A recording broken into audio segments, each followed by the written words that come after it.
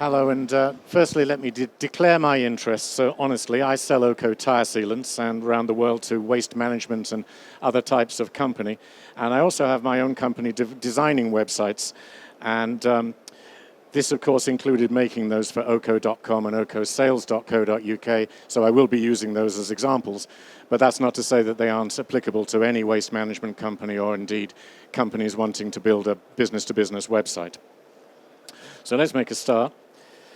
At Oko, we used to only seek international distributors through traditional ways.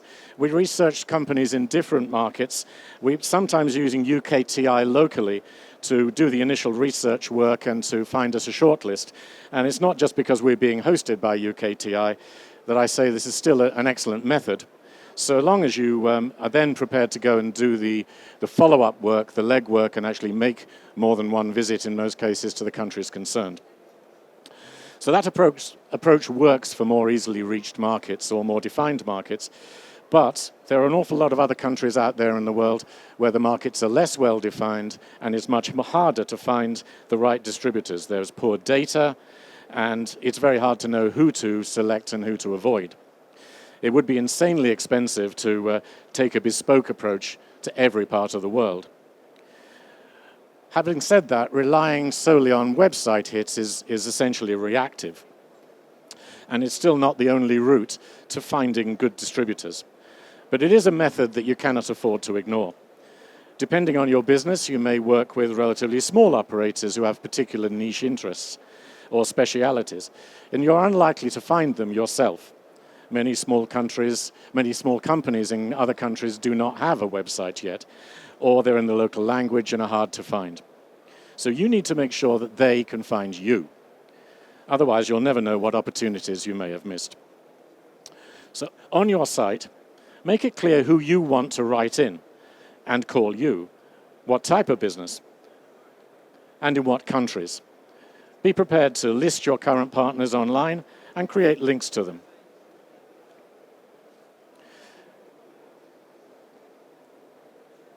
Also, by listing your links, you show that you have attracted business partners in a range of countries. Now, if you're new internationally, clearly you can't do that, but you can and should be professional in your approach and in your design and offer rich, informative content that impresses people. Benchmark your site against your competitors. Get independent people to actually look at your site and give you an honest, unbiased feedback.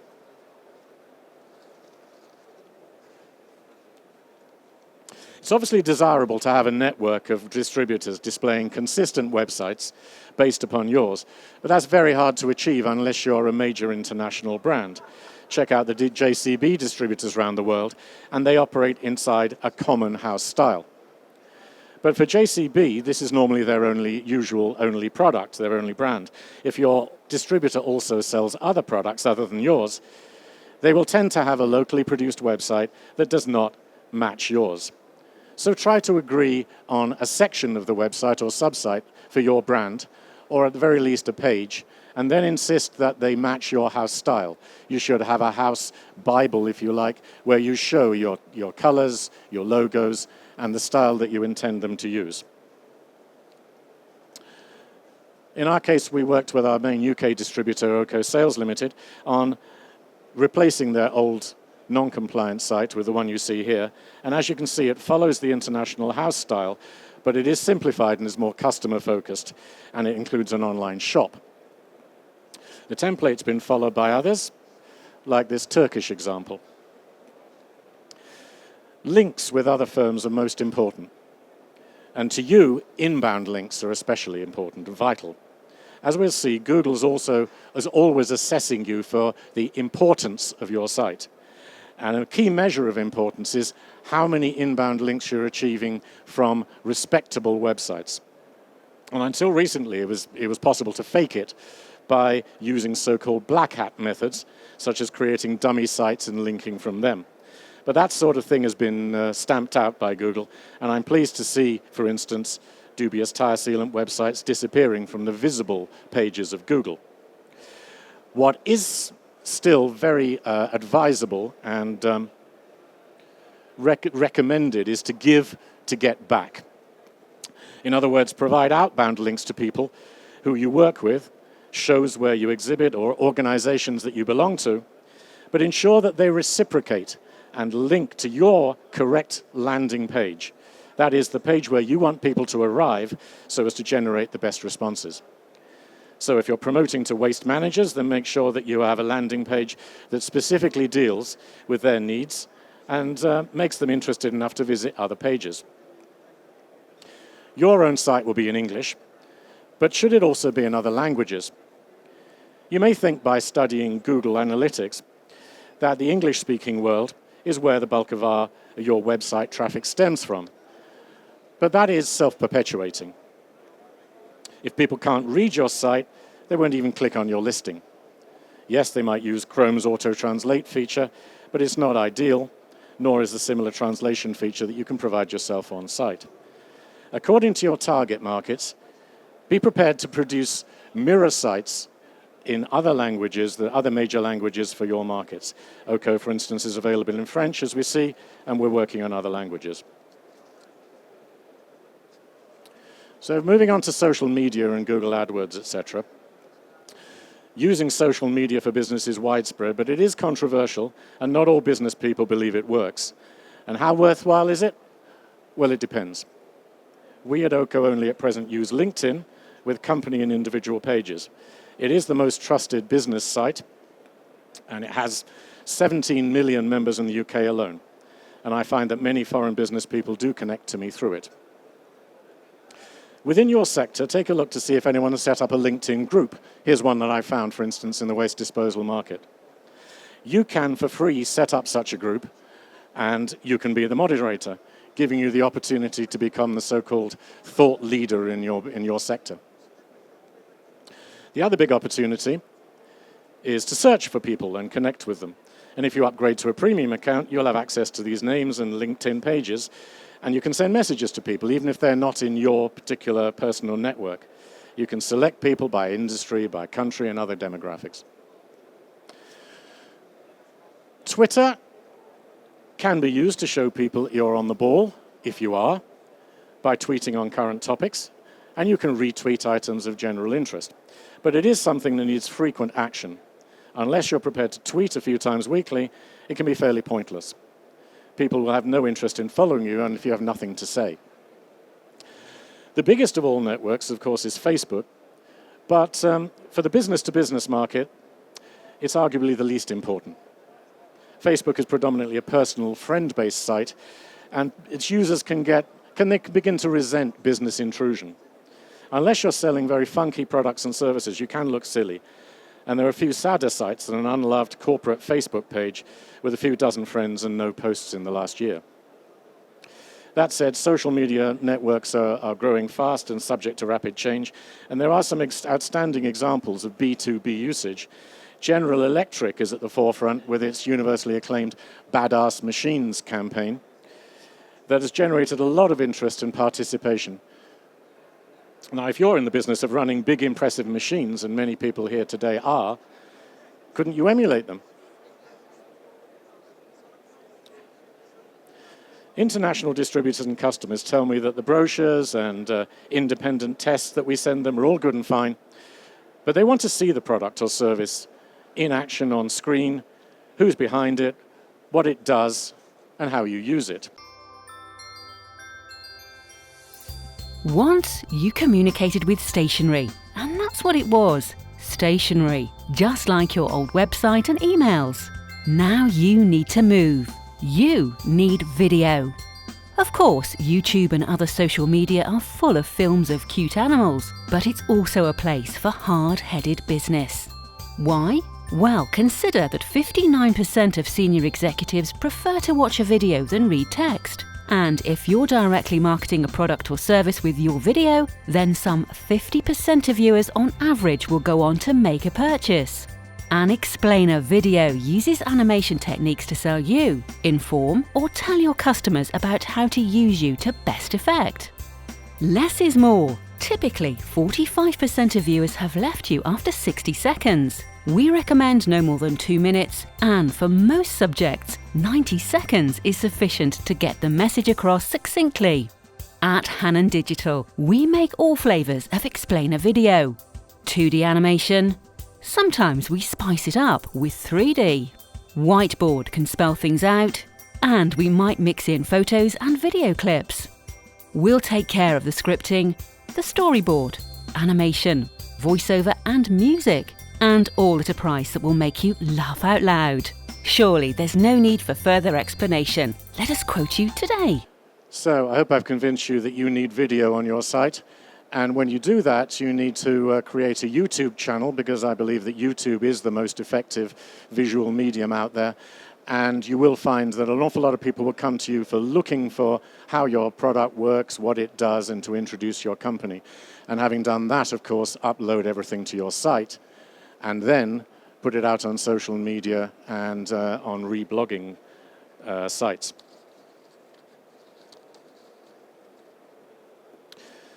So what do you get out of having video on your site? Well, viewers will stay longer on the site. Potential distributors are always impressed by it. It's good for search engine optimization. And you can inform, entertain, troubleshoot, and offer frequently asked questions and answers. Digital advertising is something you should really seriously consider. The most obvious opportunity is Google AdWords, and there is a problem in Google because getting to page 1 is incredibly difficult these days, and doing it by organic means, i.e. search engine optimization and writing a good site, can take an awfully long time. Google AdWords can get you there immediately. It's based upon a pay-per-click system. You pay nothing for actually having the impression or advert appearing to people. You only pay when they click through onto your website. Here's an example of AdWords which appear on either the top, the side, or the bottom of the page, along with some organic mentions. These are what you ideally want, but if you're not achieving that on page 1, then you can get there by having an ad, and it just has a very small ad box to one side of it. Now, to do that, you need to be continually refining the exact advert that you're using, and you need to be refining the keywords. In other words, this will only appear when certain search terms are tapped in by people, and you'll find that some will work and you keep them going. Others do not work. You should retire them or get rid of them completely and continually refresh your approach. You can show millions of impressions, you can tweak to your heart's content, and you'll find that their own search, Google's own search pages, will generate the best responses. However, if you want to really blitz the market, you can also go for the display network, which is where Google place adverts on YouTube and other networks that work with them.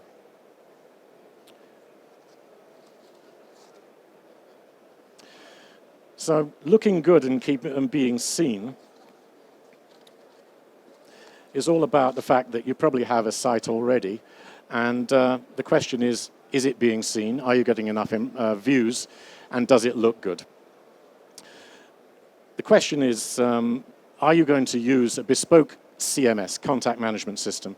When we built the first of the new OCO sites in 2011, we used an agency. It cost a lot of money, and at that time it was probably necessary to achieve the results. However, when we looked at it again this year and we built a new site, we found that we could do it using off-the-peg software. WordPress in our case, Joomla is also very popular. We were already using WordPress for our blog, so it made it a very easy transition. It's lower cost and it's much easier to alter and upgrade. And when you want to, you can add pop-ups. So, for instance, plugins, I should say, not pop-ups. This plugin is called an Accordion, and it means that you can get a lot of information on there, and every time you hover over a particular section, you see it enlarged, and then you can click through if you're interested. That's one particular option. Another one which we've used now is newsletter pop-ups. So when you visit for the first time, you're invited, if you want to subscribe to the mailing list, which increasingly people are doing. And all these things are very easy to achieve. Another feature that we've built in now, and which is very important to take note of, is responsive design. This means that on mobiles, which now account for over 50% of all web traffic, you will find your site will appear properly, whether you're in portrait or landscape, and whatever size you're looking at, whether it be a small iPhone or a tablet or whatever. It will appear in the correct size. You won't have to be continually adjusting it. It will scroll properly, and there will be a good navigation system. All of those things are important, not only to help the viewer, but also because Google has now introduced what became known as Mobilegeddon this year, whereby an awful lot of sites have been cast to the outer darkness because they're regarded as being mobile unfriendly. And that is now a very key Google measure which you need to take account of. And still today, the majority of sites are not mobile friendly. They're not responsively designed.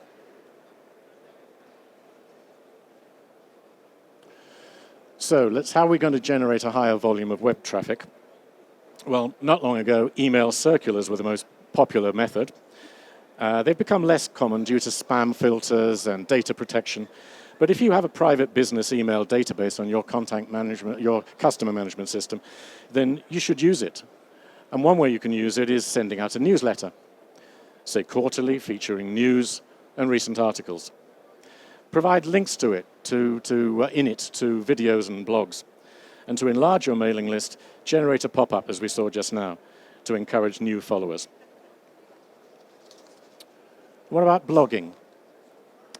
Do you have a blog page on the site? If you do, how often is a new article added? I suggest that once a month is a minimum and 2 is preferable. And there must be enough material in any given marketplace or sector to generate interesting content that people will want to read. Blogging is very beneficial for your SEO, and it enhances your status with potential business partners around the world. And apart from posting articles on your site, use blogging sites to rebroadcast and post it on social media, especially LinkedIn. And maybe you're not a born writer. If you're not, I'm sorry, don't be tempted to pass the job off to the office junior, pay an agency, or hire a dedicated freelance who gets to know your business well enough to be trusted. It doesn't need to cost you a fortune, and you can generate good material. Articles like general website wording need to be written with keywords in mind. They need to be in the headings and early in the body copy, but don't overstuff the piece with keywords. It has to read well. Using bulleted or, sorry, that's coming up in a moment. Using bulleted or numbered lists is positive for search engines, as are photos with proper naming. Always use all these features behind the scenes that exist in WordPress and other software to make sure that you are using the meta descriptions and the keywords that will help you gradually get up the Google rankings. Now, reaching a global audience faster, firstly, in my advice, is to keep it current. Now, when you have your site, your shop window, your Prime shop window, people will not be impressed if they see out-of-date material. Now I saw both of these on 6th of September 2015 advertising a 2014 fair, and even if you have your copyright showing as an old year, all of this says these are unloved sites that people are not looking after, and people will not be impressed and will not trust you with the information on that site. Secondly, always be changing. What I mean by this is that Google, it sends around its Google bot, which will be looking every time it visits to see what exact material was on there last time and what is on there now. If there's no change, they determine that your site is obviously not interesting, not important, and you will be marked down as a result of it. So it is important to refresh your site on a regular basis. So, for instance, we encourage OK distributors to tell us about the local expos that they're attending so that we can promote them and add links. And when they have news and images, I'll blog about them. Here's one example about some big new construction wins in Panama.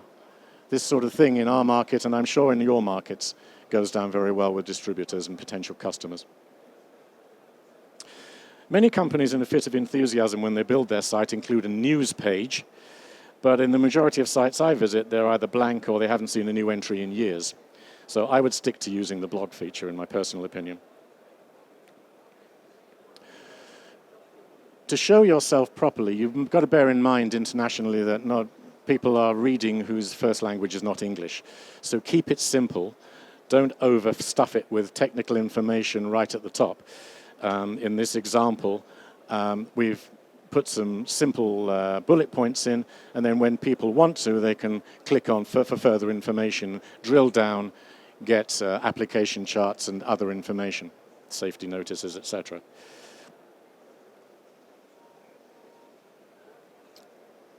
Finally, you must have a call to action. So show very clearly the buttons that lead to become a distributor or a general contact us. And keep the forms simple, like this one, when showing your contact and addresses and phone numbers. And don't be afraid to put your own details in there. There's far too many sites I see where they hide their address. Well, what have you got to hide? It sends out the wrong message that maybe you're not very important, you're a web-only shop, or you just don't care. What is the problem with showing your actual physical address? I see big companies that don't even include that. I don't understand that. If you have an existing network, you can use other features like maps and pop-up addresses. All of this assists you in a call to action where people will go and find you.